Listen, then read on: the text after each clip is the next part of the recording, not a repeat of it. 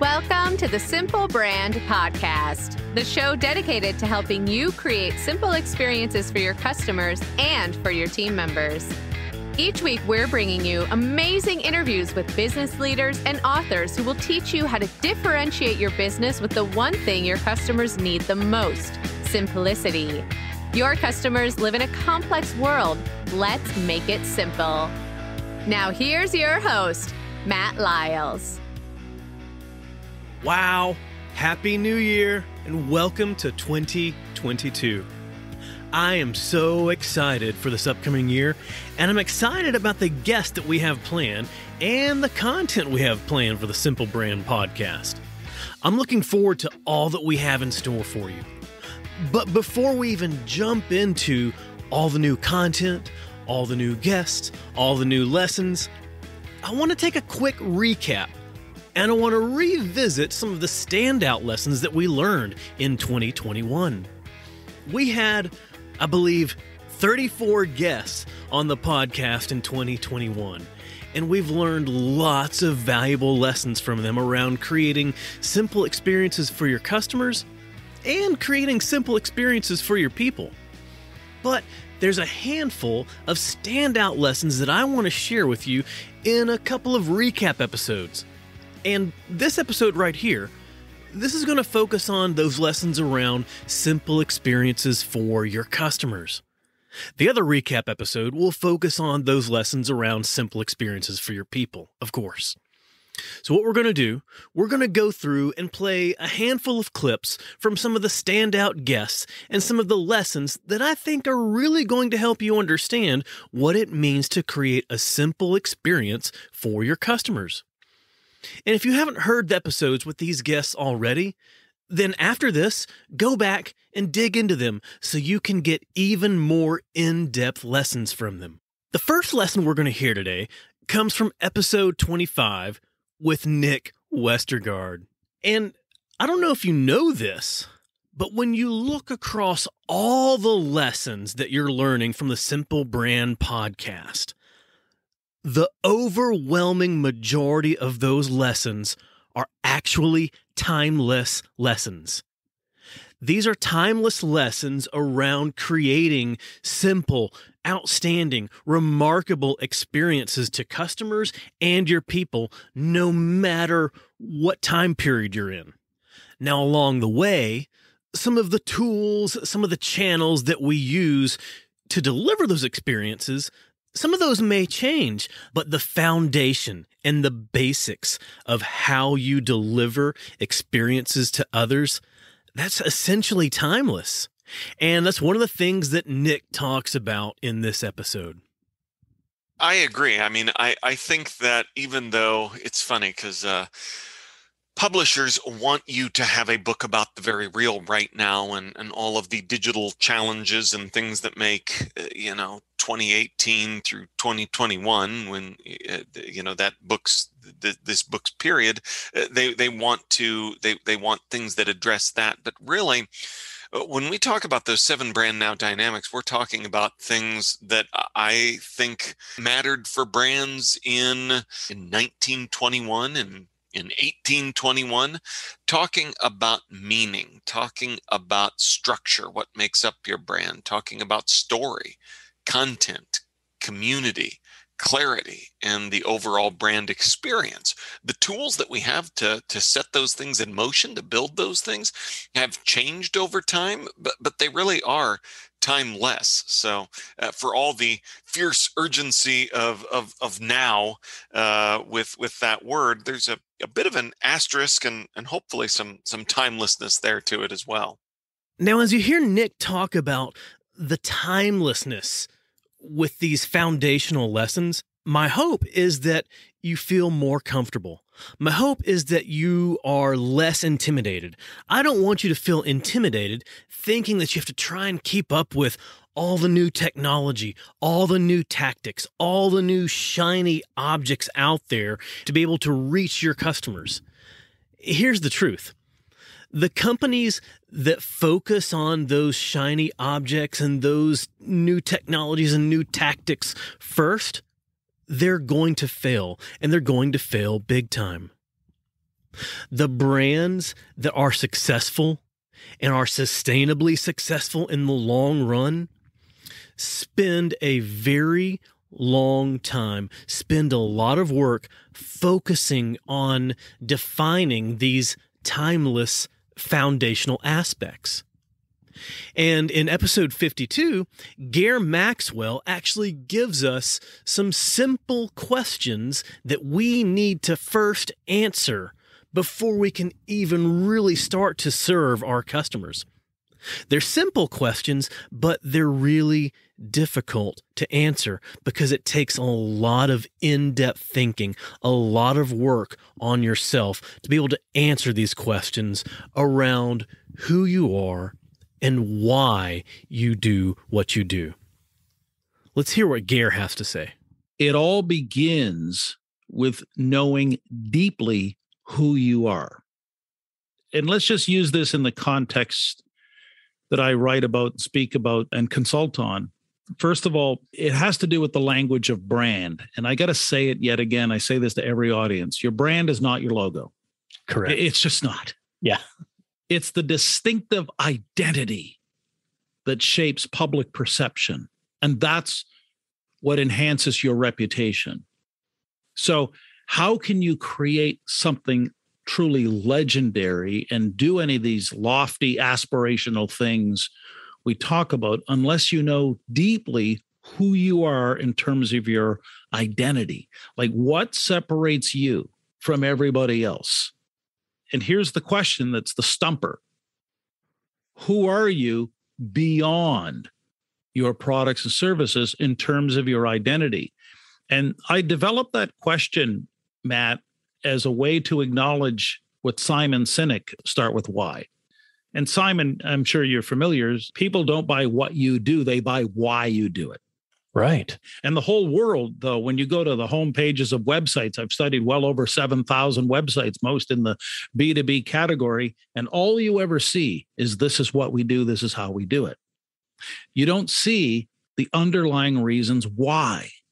And great brands and some of the legendary brands in the world, when you think of Patagonia or Apple or Nike, Disney, they've got this bedrock of values. In other words, their why, but beyond that, they actually know who they are beyond the products and services they offer. So for me, it's very much about an inward journey first before outward. And the first stop on that journey is that little place called identity. And that's really the inspiration. Big part of the inspiration around Big Little Legends is how do you dig into an identity that only you can possess and then share to the rest of the world.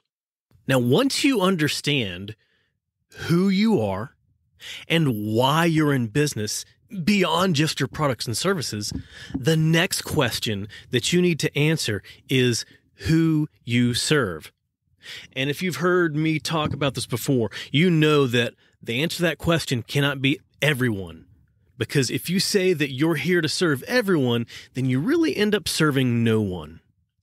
And in episode 43, John Meese walks us through some questions to answer around who it is you serve. And I love this one word that he uses repeatedly throughout, the word real. And you'll understand why once you hear John explain it. So the first part, the playbook is about crafting your purpose statement in your business. Now, you probably heard of like either having a mission statement or a vision statement or a unique value proposition or unique selling proposition. This is kind of similar to those, but I make a very particular emphasis here by saying that you, in your business, you need to answer the question, who are the real people you help? What is the real problem you solve? And what is your real solution? So, that's good business, honestly. It's built on creating real solutions to real problems for real people. Now, why do I say real 3 times? Because you pointed that out, Matt. That's because so many business owners forget the human element on the other side of the business. Yeah. This happens in a lot of different industries with new startup entrepreneurs, but unfortunately, it's got the most expensive mistakes come out of Silicon Valley because you'll get, investors to put $500,000 or 500 or $500 million into a business that'll start creating a product that no one really needs, right? It doesn't really solve a problem. One of the tragic examples of this is Juicero. Juicero was a startup. They raised hundreds of millions of dollars. They were everyone's excited about this company. They sold this $600 machine that sat on your counter at home in your kitchen, which could give you, make you green juice, like green smoothies in the morning for breakfast, which at face value, you're like, okay, I mean, that's kind of expensive, but that seems like, yeah, maybe I should eat healthier and, drink juice in the morning. And they said, green juice is taken off. Everyone in the future, everyone's going to be drinking green juice for breakfast. And so this is just the only way to go. And then you say, okay, well, how does the machine work? And they say, well, rather than actually like chop up and juice all of the vegetables and fruit directly, we sell you these, $15 protein packs. And you take a protein pack and you put it in the machine, and the machine squeezes out the protein pack into a cup mixed with a little bit of water. And then you have your green juice. And then a reporter actually for Bloomberg, then recorded a video where they said, wait a minute, what if I don't have the $600 machine? I could just take this protein pack and squeeze it by hand into a cup and mix it with a little water. And for $15 instead of $600, I have the exact same drink. Yeah. So they had created a product that was so cool, but didn't solve any problems. And sure enough, that company went bankrupt, went into business. And now they make little toy Juicero machines just to, they don't, but a different company does, just to kind of remember that story. But there's so many stories like that where businesses get focused on saying, like, we have 1,000 customers or 1,000 followers or 1,000 email subscribers, and forget that those are human beings. And so they start focusing on growth hacks and price gimmicks to convince people to buy products. Or really, they don't even say people, they'll just say to get customers or to get buyers. But they forget the fact that there are real people with real problems on the other side of that who really want you to give them a real solution to their real problems. They want you to succeed. And they have hopes and dreams and aspirations and fears. And getting clear on who are the real people you help, what is the real problem you solve, and what is your real solution, that's fundamental. If you don't get that clear, nothing else matters. Once you've defined who you are, why you're in business, and who it is you're actually going to serve, then you need to define the strategy around how you're going to serve your people. What's your strategy? What's the opportunity that you have to be able to provide a solution for these people? And in episode 54, Mark Schaefer gave a concept that I have fallen in love with around defining your strategy. And that's his concept of the seam. If you watch football at all, then you know what the seam is, and you know about looking for the seam to be able to burst right through it. And I've never heard that concept being used for business strategy until Mark Schaefer shared it with me earlier this year. But it makes so much sense. Let's hear Mark describe it. There are a couple of key ideas in the book. I think the most important one that is really impacting a lot of people is this idea of the seam. It's sort of a new way to think about strategy. When I was a young guy in business, strategy was a 250-page paper and a 5-year plan. And that just doesn't work these days. And a seam works more like an American football team, where it's strength against strength, literally facing each other. And the coaches are sitting above the field, and they're trying to look at the other team and find a weakness. Right. Is someone tired? Are they overmatched? Are they out of place? How do we create a seam and burst through that seam with as much power and speed as we can, and own that space as long as we can for our gain? And then literally the next play, they start all over again. They keep looking for the next seam. Yeah. And that's really how great strategy, great innovation, and momentum begins today. It starts with an assessment of what are your strengths. It could be an idea. It could be resources. It could be a certain education, a certain perspective. It could be connections that you have, certain talents that you have. And then how do we apply that to a fracture in the status quo, some shift that's happening in the world today where we can step in, just like the football player running through that seam? How do we meet the new unmet and underserved needs of the customers because of this shift in some unique way? how do we apply our skills to be relevant in this moment, not 2 years from now, right now? And I think this is really resonating with a lot of people because arguably, Matt, the pandemic is the greatest fracture in the status quo, maybe in human history, when all this is over with, right? Everything is changing. Everything is being renegotiated. How we work, where we work, when we work, how we learn, how we teach, how we connect and commune, how we date, how we work out, our relationship with food and the environment. It's everything is changing. It is not going to be the same. Everything is shifting. And these are all opportunities. Okay.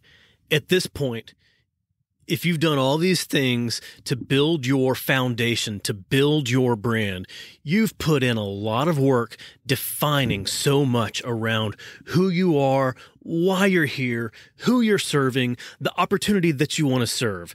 But before you actually start serving your customers, you've got to have an understanding of what customers expect from you, but really what they expect from every single company, every single brand they interact with. And keep in mind, you're listening to the Simple Brand Podcast. So, from my perspective, the one thing that customers want out of what you deliver to them is you delivering it to them in a simple way. And I was so grateful that I got to sit down with Brian Rafferty from Siegel and Gale when he talked to me about their 9th edition of their World's Simplest Brand Study that they released earlier this year. And when we talked, he shared with me, based on research, this is what customers expect from every brand they interact with. Not just any particular industry, not just any particular brand name, but from every company they interact with. Here's what Brian says. Well, I think, and that's how we, in some ways, define the dimensions of simplicity. I think, they obviously want something that's easy and intuitive, is frictionless, if you will, as much as possible. But another part of it, and that's what we've seen over the years in terms of, there's a big correlation between simplicity and trust, in the sense of people, if they have a complex experience, they actually feel that it's done on purpose to them, right? And so there's a lot of distrust gets created when people have complex experiences because they don't see that as being something that's by accident or because the brand or company can do any better. They sort of see, that's being done to take advantage of me.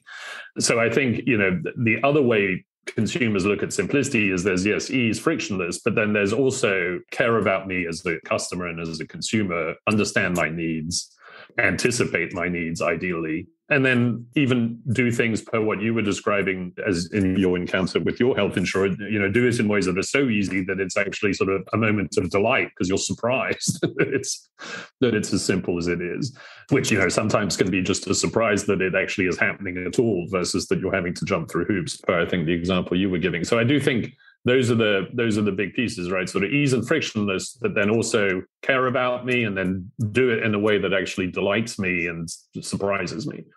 Well, there you go.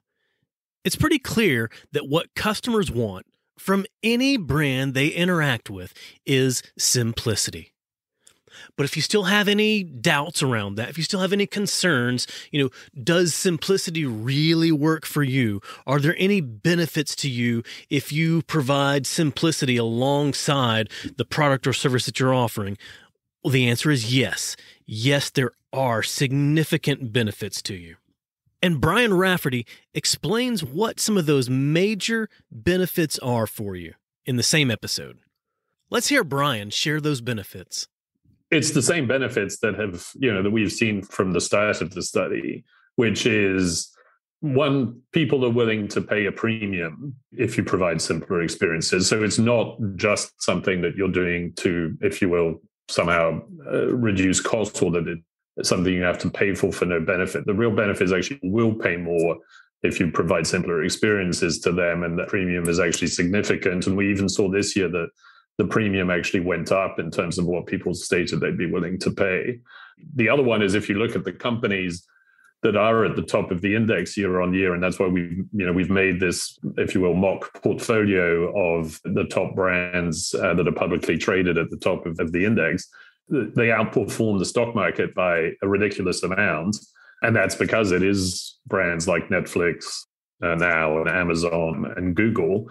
When I look at that stock chart at this stage, well, when I sort of kick myself that it's always retrospective and that I'm not in asset management, because I would be retired by now if I had really sort of invested all my money into it, because it really is. It's sort of amazing how much better they perform. So that's the main line to a business is to like, why should you focus on simplicity? Is it pays? Simplicity, you're going to make money by providing simpler experiences, and this is not something that is a cost. It is actually an opportunity for you to make more money and drive more loyalty. That's the other piece for your existing customers, because that's the other thing we see is customers are much more likely to recommend brands if they're simpler.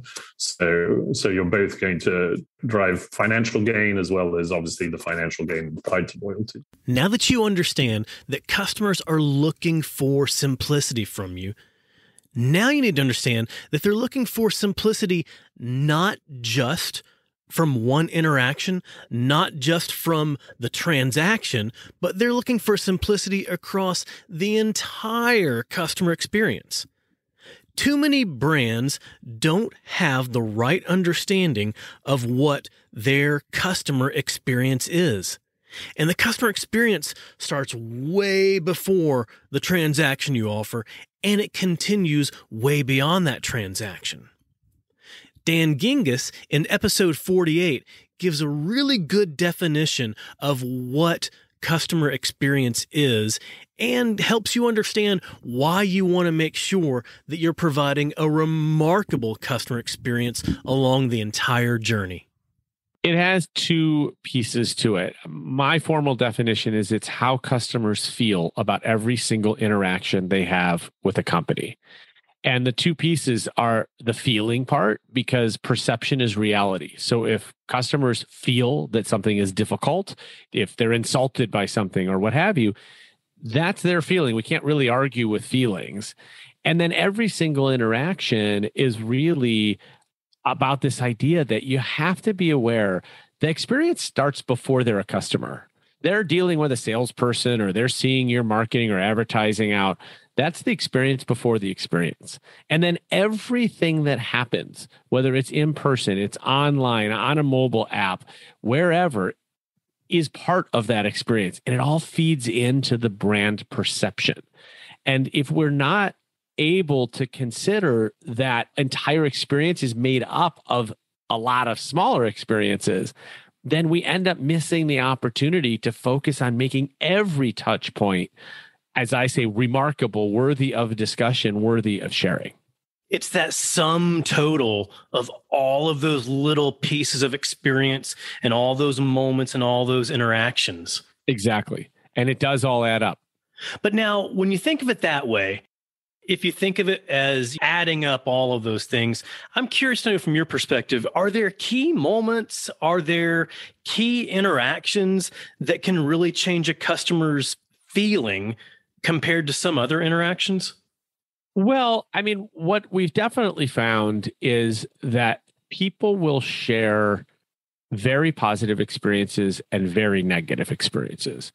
No one has ever said, let me tell you about the average restaurant I went to last night.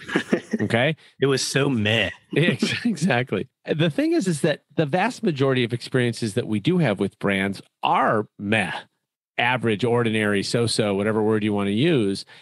And so the idea is to create experiences that are positive enough that people stop and say, well, that's different. And I enjoyed that. And I feel good about that.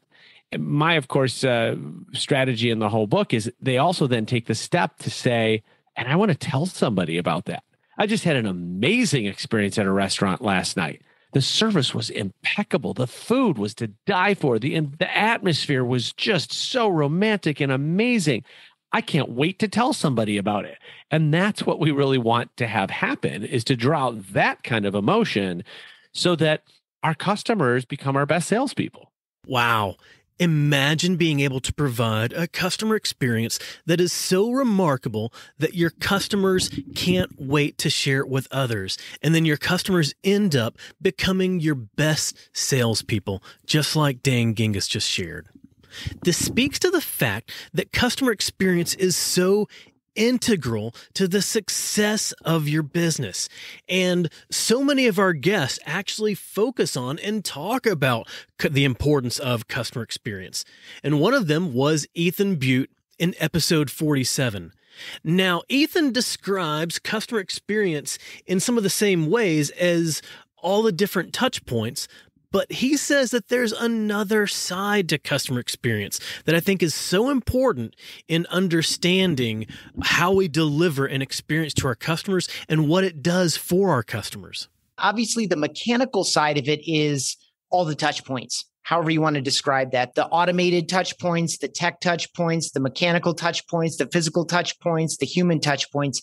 But I think the essence of customer experience and frankly, employee experience is in how we make people feel. It's in the emotional resonance. And there are a lot of dynamics at play there. Some of that is based in great expectation setting and management. Some of it is really focusing on the moments that matter where we're most likely to leave a strong emotional impression. But in general, when I talk about customer experience, I talk about emotional resonance and how we make people feel. How do we make them feel about themselves? How do we make them feel about us as individuals? How do we make people feel about us as a brand? How do we make people feel about us as a product or a service in a very practical sense? How do we make people feel about the problem or opportunity that we help them with? All of these things kind of play in because feelings, of course, are the foundation for thoughts and ultimately for words and behaviors. And so while we look at the words and behaviors as the outcome of it, I think it's important to walk it all the way back and to recognize that these are humans forming emotional impressions that provide the foundation for their thoughts and their words and their actions. Just like Ethan described, customer experience is all about how we make the customer feel. It's all about the emotions that are invoked by our customers. And a lot of times when we try and think of our customers, sometimes we like to think that customers are logical and make logical decisions and make rational decisions, but we know that customers are real people and real people make irrational decisions. Real people make decisions and take actions based on their feelings and their emotions. And so Ethan goes on to describe this further, to describe why feeling and emotion is so important in their customer experience and why feeling and emotion is so important in driving customer action. Now let's hear from one more expert talking about the importance of customer experience. In episode 35, I got to talk with Steven Van Belleghem. And I said this earlier, I said that most everything we talk about focuses on the timelessness of these foundational lessons. At the same time, you have to constantly be paying attention to what's happening in the environment, what's happening in the world, what's happening in the industry, what's happening with your customers, and how their expectations are changing. And as we look at where the world is today in 2022, Steven has done some work in looking towards a new era of customer experience. Still, much of the lessons, much of the foundations in a model that he's developed are still timeless. But he also focuses on where we are today and what customers expect today based on all that they've experienced over the past couple of years and based on what they're experiencing right now. Let's hear Steven talk about this new era of customer experience, as well as the model he's created.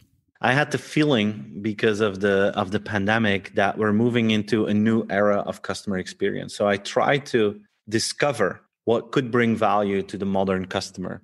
And I came up with a model with 4 layers. And I think each of those 4 layers bring value to today's customers.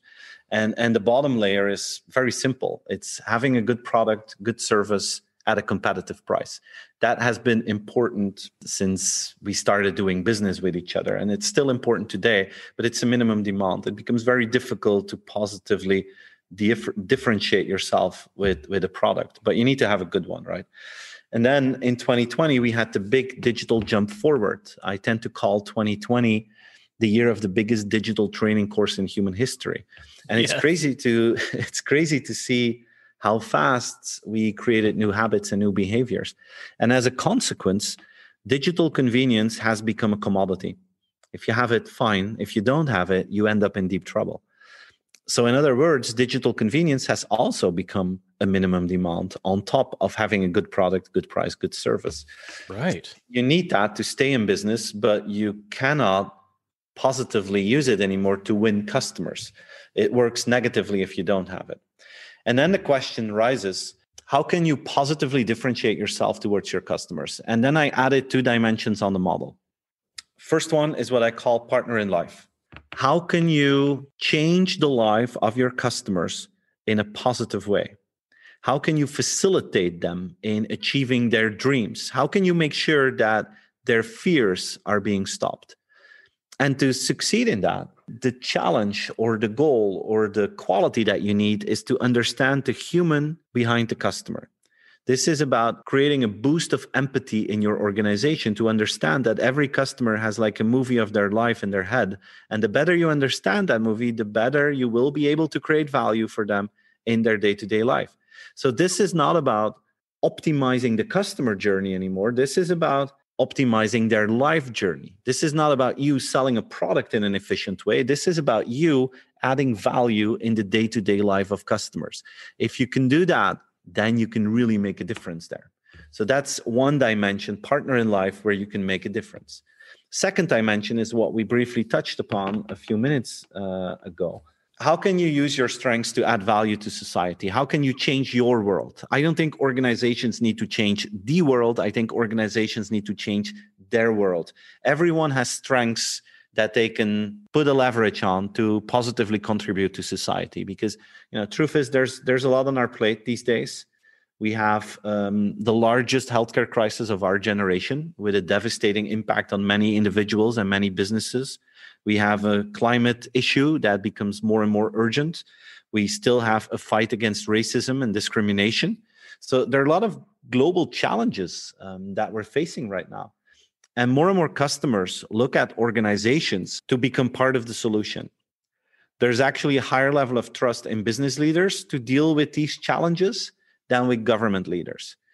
And an organization that figures out how they can use their own strength to add value to society, at that moment, you are creating value for a big chunk of your customer base.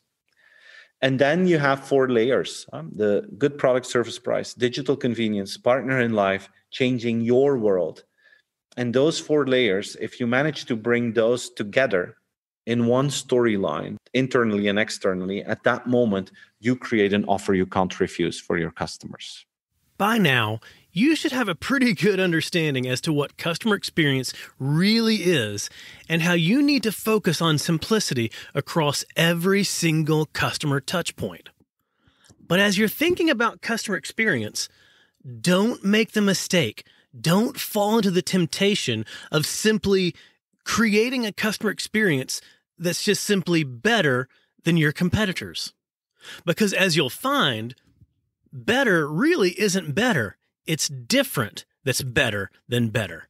So you need to create an experience and you need to create a position that is different from every other competitor you have. And Mike Michalowicz and I discussed that further in episode 45. Let's hear what Mike says about focusing on being different instead of focusing on being better. What I found is better is very invisible. So say you and I had like fiercely competing businesses, and I answer the phone for our customer service line in 2 rings, and you answer your customer service in 1 ring. You are measurably better, 100% better. You're doing half the time. But does the customer really notice? And the answer is probably not. Our service offering and our products, we can often differentiate ourselves in many ways. Not differentiate. We can improve upon the current offering in many ways. I experienced this firsthand. I had a computer business. That was my first company. As a computer guy, I had all the accolades and certifications that you could get in that industry, which I could argue I am far better than most of the providers in this market because of these certifications and what I've proven in the market. But then one computer company started, and that company kicked my ass Sunday. It was Geek Squad. Geek Squad unequivocally was not better, but they were willing to put on flood pants and tape their glasses and put on these thin ties. And that costume was different. That got noticed. And by default, the customer started to inquire about them, hiring them. Robert Stevens, he's the founder, grew them, sold to Best Buy. Collectively, Geek Squad and Best Buy now is a $1 billion, the B valuation. My company did not get $1 billion, not even a billion penny valuation. That points to the power of different over better.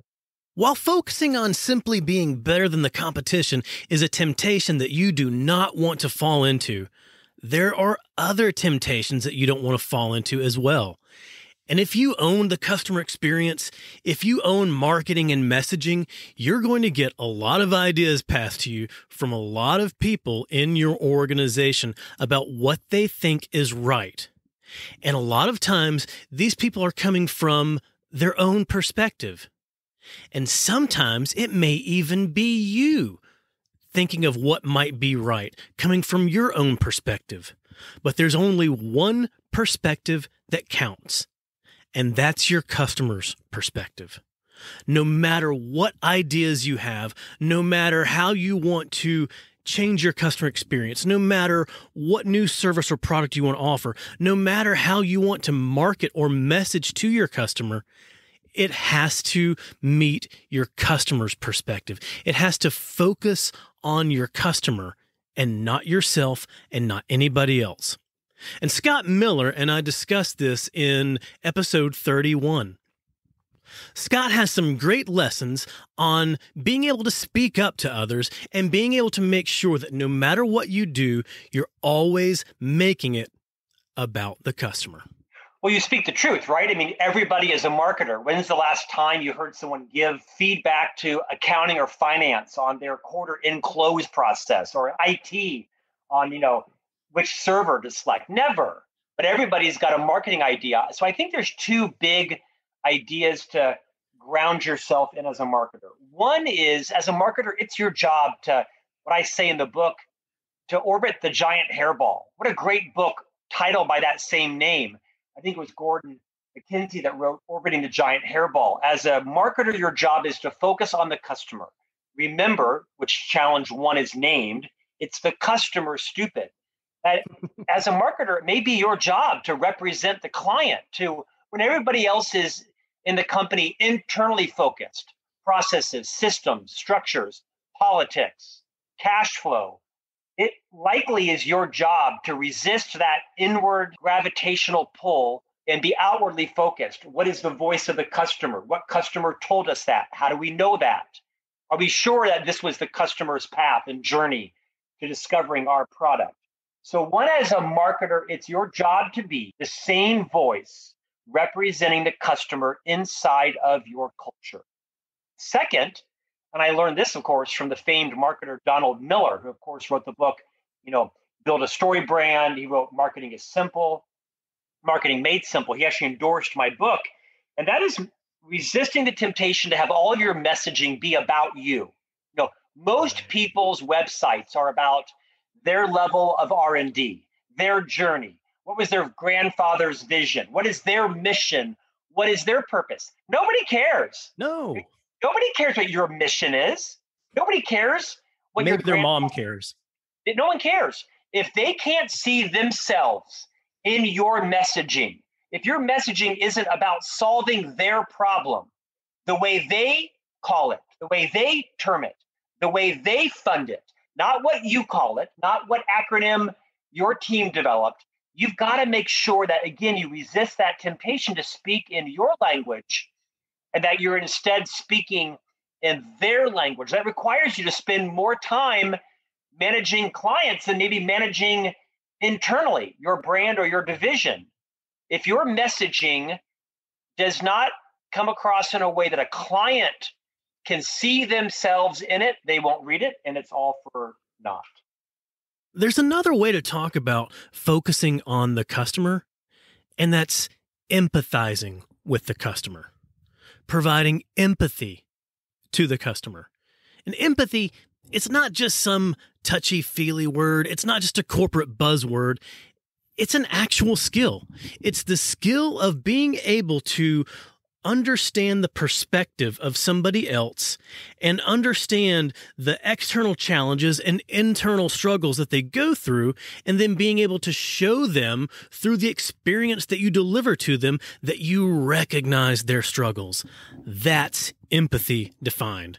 And Michael Brenner gives a fantastic definition of empathy as it relates to being able to understand the customer and being able to provide them with the right marketing and messaging and the right experience that speaks to their needs. Let's take a listen and hear how Michael defines it. Yeah, I mean, it's, walking a mile in your neighbor's shoes is kind of the typical, the typical definition, if you will. But yeah, I mean, I think it's just feeling for others, not sympathy, which is feeling bad for others. It's, in a way, it's a little bit, paternalistic. I think sometimes when we think of empathy, we equate it too much to sympathy and feeling bad for people or those kinds of things. It's really just, hey, what would you do if you were them? And in the book, I talk about how we're not born with it. We actually learn it very early on, because what we learn is like, hey, I don't like to feel pain. And if I recognize you as another human being, then I understand you don't like to feel pain either. So like, it's almost inherently a selfish journey, right? We start with something that we're experiencing. And if we just recognize other people as human beings, then we learn that empathy, and it's the reason that, Homo sapiens took over the world and joined communities and those kinds of things. And all of the, almost all of the progress that we've made as a society is, started with that sort of natural instinct to want to help each other and build each other up for the greater good. So that's kind of the definition that I try to propose in the book. And and I talk about it that you would do things very differently. I talk about something I call marketing amnesia. There's like if you think about, there's an ad that came out just during the beginning of the pandemic, and it was I almost don't even want to say their name and give them any free press, but it was LegalZoom, and the ad was, hey, now is a great time to update your will. Oh man. And it was a TV ad. They hired an agency. They created, they had creative made, and they bought airtime in primetime television to create an ad that said, you're more likely to die right now because of a global pandemic, so you should update your will. And it made me think of this marketing amnesia. Marketing amnesia is when marketers create things that they would hate as people. It's like we sit down at our laptops and we go and create a piece of marketing for people that if we were the recipient of that marketing, we would hate. And the LegalZoom example is a perfect, sort of visualization of that. And so we just need to stop doing that. I mean, it's really what it comes down to is just, think of putting the audience we're serving first. And that's empathy, having empathy for them. By now you've learned that empathizing with your customer is absolutely important in providing them with a simple and remarkable experience that truly meets their needs. But beyond the experience, you also have to empathize with your customer as it relates to how you talk to your customer. That's in your marketing. That's in your messaging. That's in your content. So how do you empathize with your customer in your marketing and messaging? Well, you answer the question, what's in it for them? And I got to talk about exactly how to do that with Joe Pulizzi in episode 33. And I can't think of anybody better to have discussed this with, as Joe is probably the godfather of all of content marketing, and he knows exactly how to provide empathy in your content. Let's hear what Joe has to say. Well, here's the thing. You and I aren't talking about you can't do any product-driven content. Of course you do, because if you get people that they're right before the purchase, they probably need to know like what your product does. And then you might need a tutorial video on how it works. Those things are fine. But you got to remember, that's for right before the purchase happens, or you're probably creating content for right after the purchase happens. Oh, so they bought your product. How do they use it? Same thing. on both sides. Right. But here's the thing is that's not going to help you get an audience and then that become ultimately buy your product. It's not going to happen because if you start talking about yourself and all this content, they're going to tune you out in 2 seconds. So you have to do the analysis and say, okay, who really is my customer?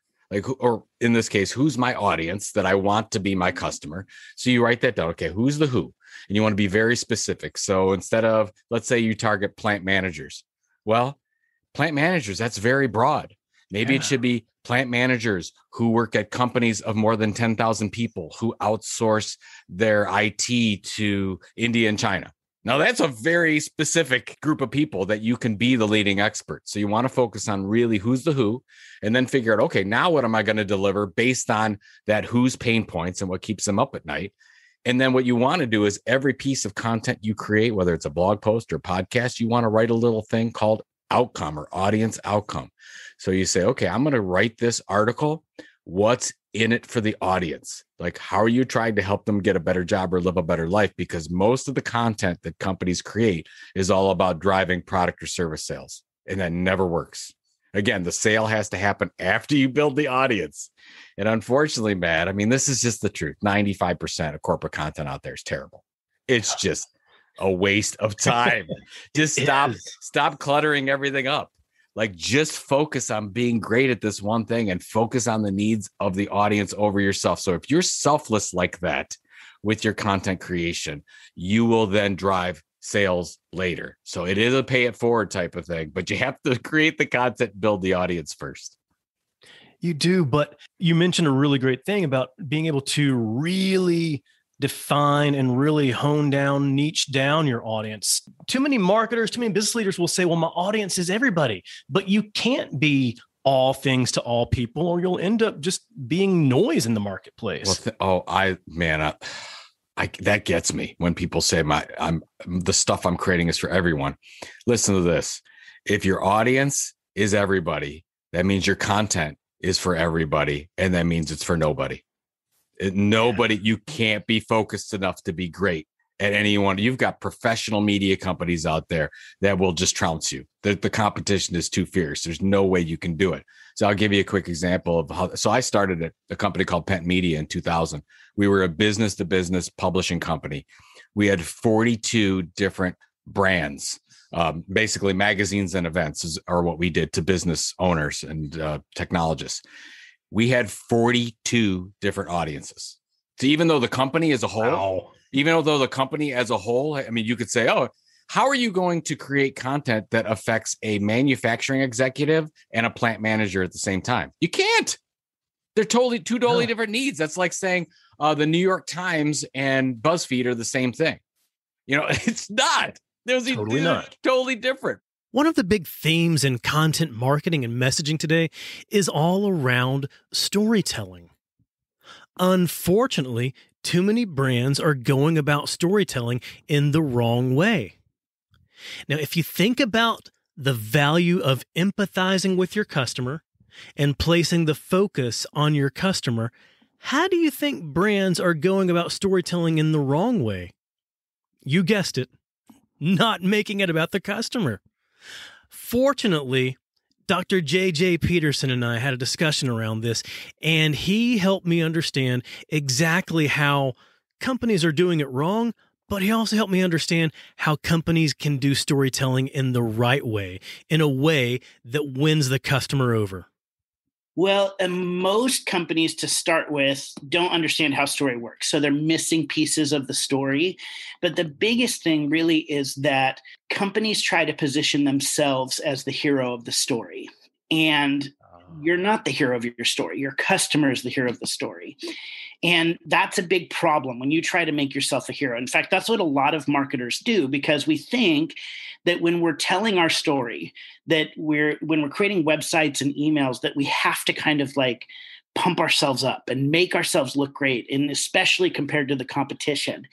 And what happens is every human wakes up every morning as the hero of their own story. You know, I'm the hero of my story in the sense that, like, I woke up this morning and I had to take my dog for a walk, and I had to get everything ready and then go to the office and do a webinar. And I had all these things to overcome, and I'm thinking about my day, right? And so essentially I am the star of my own movie.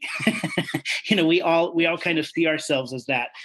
And if your customer is the hero of their story, and you as a company are trying to position yourself as the hero of your story, then really you're in competing stories, right? Your customer essentially has to lose money for you to win. So you have to win the story and your customer has to lose. Or the customer wins the story and you lose. They become the hero of the story. And so when you try to position yourself as the hero in your branding and marketing, you actually are in competition with your customer. But if you can figure out, and this is what we've done with the StoryBrand framework, how to position yourself as the guide in your customer's story, now what you're doing is you're not telling your story, you're actually inviting your customers into a story that they want to live. They have something they need, and they have problems they need to overcome, and they need a guide to help them win the day, who gives them a plan and calls them to action that results in either success or failure. And so you need to think of yourself, everybody listening needs to think of themselves as Yoda and your customer is Luke Skywalker. You are Haymitch and your customer is Katniss, or you are Gandalf and your customer is Frodo. Every story, every good story has a guide in it who helps the hero win the day. And when you can position yourself as the guide and your customer is the hero, then you're not in competing stories, you're in the same story. And you're actually inviting your customers into a story that they get to win.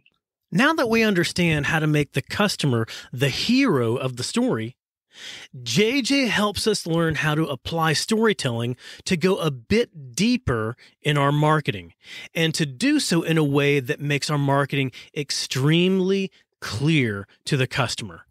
Because if your customer is being bombarded by so many different messages, the worst thing you can do is present them with a message that they can't grasp immediately.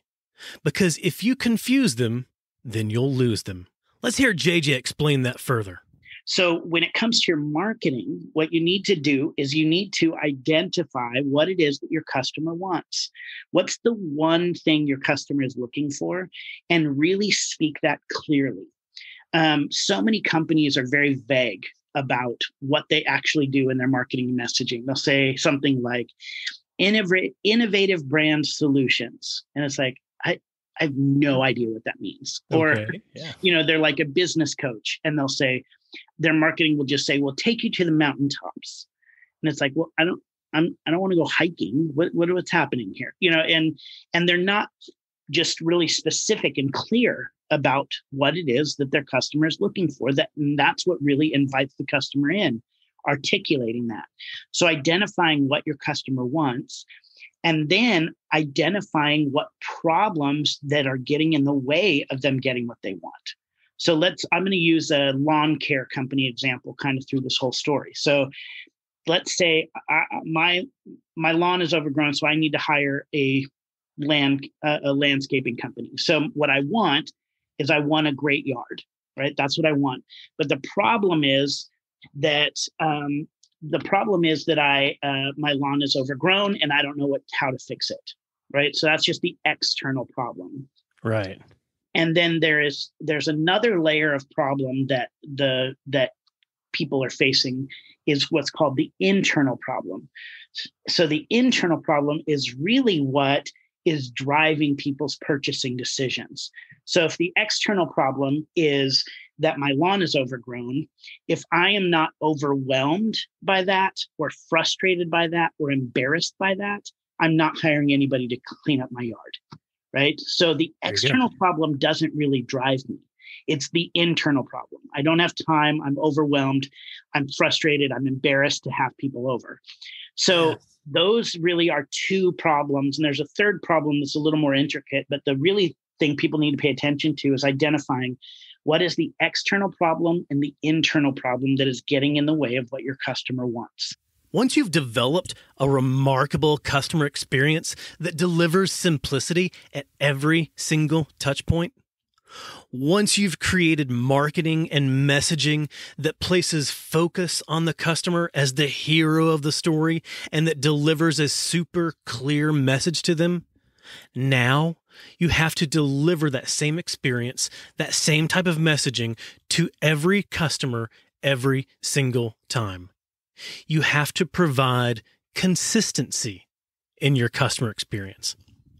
Consistency is so valuable because if you don't provide a consistent experience, then your customers can't trust you. And if your customers can't trust you, they're not going to be loyal to you.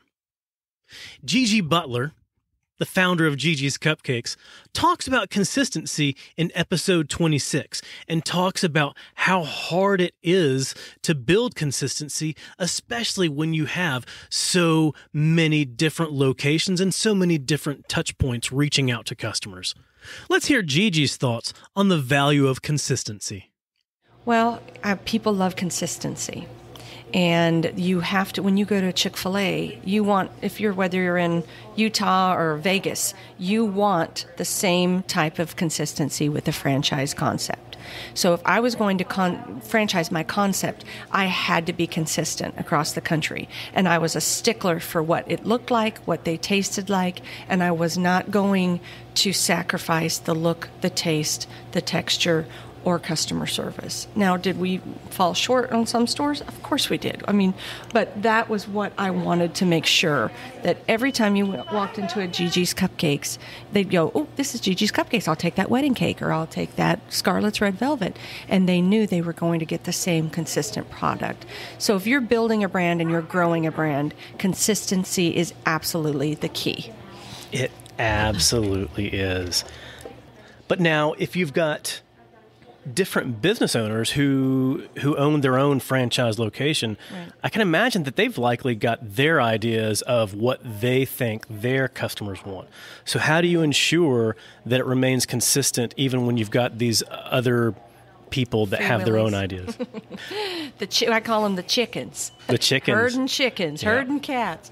Well, it's very difficult. That's why franchising isn't for the faint of heart. And it's so important to be a stickler for what your brand is supposed to be. And if they're supposed to franchise and they're good franchisees, all they should do is execute the concept that you've come up with, that you've already made a success. And they just replicate that in their city. And most franchisees we had did that, and they did a wonderful job at it. Oh, good. Because if they're a franchisee, they're like, oh, I don't want to reinvent the wheel here. I don't want to make it Marilyn's Cupcakes or Beth's Cupcakes. I'm buying into Gigi's Cupcakes, so I want to be the success that she has been. So I'll just execute the concept. And most people get that if they're buying into a franchise. There's a few that didn't, that we had some butting of heads with, and that was very difficult. It was very difficult building a franchise company, because we are the largest cupcake franchise in the world, and we pioneered the cupcake franchise concept. And pioneering is extremely difficult, but we did it, and I'm proud of what we built. It's true. Consistency is so valuable for the strength of your brand. In fact, it's so valuable that it's actually better for you to have fewer touch points, fewer locations, if you're a retail chain, fewer locations providing a consistent experience than to have more locations providing an inconsistent experience. In fact, Stephanie Stuckey is the CEO of Stuckey's. She and I talked about this in episode 32, and she will actually actively debrand stores that are not providing a consistent brand experience that she wants the Stuckey's brand to be known for. Well, yeah, and the other tool we have in our arsenal kit is that we can always debrand. And I frankly would rather have less stores that are just really special and unique than have a lot of locations. And we actually are debranding a store this week that is just not brand forward. And the store looks bad. I've gotten lots of customer complaints. The bathroom's filthy. That's like the number one cardinal rule. If you have a roadside retail location, you have to have clean restrooms. Absolutely. And if I get a dirty restroom complaint about any of our stores, and I monitor all the Yelp and the Google reviews, plus we have an online portal where customers can post complaints. I talk directly to the owner of the location. So we can always debrand. That frankly is part of our plan, is that we will move forward with the best of the best. We have some wonderful locations out there that I'm just so proud of, and owners who operated the stores for decades and some just a few years, but they get us and they are very brand forward. We've got some that could use some TLC, and then we've got a handful that I will be debranding, and I'm not shy. I'm the only thing that holds me back is making sure we have the cash flow. So I am constantly monitoring to make sure that we've got sufficient funds to be operable, to make sure that our employees are compensated, that we can fulfill our orders. So I'm constantly monitoring the cash flow. So as long as we can manage cash flow, I am prepared to debrand stores that aren't lifting up the brand. It's not worth it to me. It takes us backwards. So if you're putting all these customer experience lessons, all these marketing and messaging lessons into place, and you're providing them consistently to your customer, then you will absolutely have a strong and successful brand. And now I caution you to not just sit back and rest on your success. Because this is what too many brands have done, where they've been so successful that they didn't think that they could fail, and then they ended up failing. They failed because they became complacent. So many guests that I have on the Simple Brand podcast come and talk about lessons on how to become successful. But there was one guest that I had this year in 2021 who talked about what to do once you are successful and how to be able to hold on to that success. And that was Lynn Herstein in episode 49. And Lynn talked about complacency. When brands become complacent, that's when they lose their success. When brands become complacent, that's when they can be lazy and lose sight of what they need to continue to do in order to continue remaining successful. Let's hear Lynn define complacency and talk about why it's so important to avoid it. A lot of people look at complacency as laziness, right? Yeah. And complacency and being complacent are words that have almost become like throwaway words. People use them, they'll use it in a moment, whether it's in sports or in life, and they'll be like, hey, don't be complacent, or, oh, they're getting complacent. And then they move on. And nobody ever talks about what does that really mean and what do you do about it, right? Like, it's one thing to say, don't be complacent. It's another thing to say, how do you not be complacent, right? It's a hard thing. It's way deeper. It's so much easier to say than to do. And so for me, complacency is not laziness. Complacency is an overconfidence, a self-satisfaction, a smugness that makes us unaware of potential danger. Okay. And so that's really what it is. It's becoming so comfortable that we don't see the threats around us. Yeah, that makes so much sense. And when I think about that with businesses, to me, it seems like it's the more established businesses, it's the larger businesses, it's the businesses that are too big to fail that become complacent. And every once in a while, I will read, about financial reporting releases, and then some of the questions that the analysts will ask the C-suite members and the CEO on earnings calls. And every once in a while, I will read about questions about potential competitors. Hey, what are you doing about this potential competitor? And a lot of times, at least for a couple of years, those C-suite members will kind of laugh it off and say, what are you talking about? We don't even see them as competitors. But then if you pay attention, fast forward 2-3 years later, oh, they're a big competitor now. Yeah.